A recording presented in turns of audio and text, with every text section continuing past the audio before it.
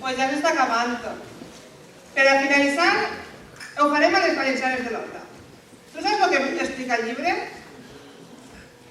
El llibre explica,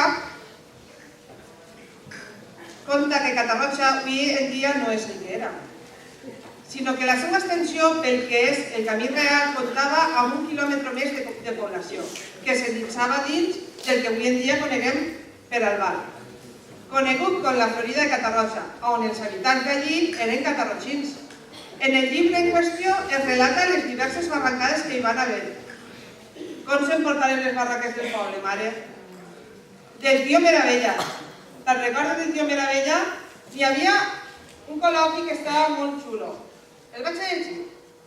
Maravilla és tio meu, i quan muiga em deixarà la guitarra i el pandero i la gràcia per cantar.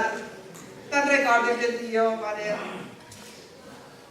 Les cobles cantades de Catarroja també ho explica el llibre, però encara que tinguem les proves i evidències que este ball no pertany a la població on es recuperà, no ens les atribuirem a la nostra localitat, sinó que les denominarem, com hem mencionat anteriorment, valencianes de l'Horta, perquè els balls, mare, són folklore i festa, i no volen entrar en les polèmiques. Millor.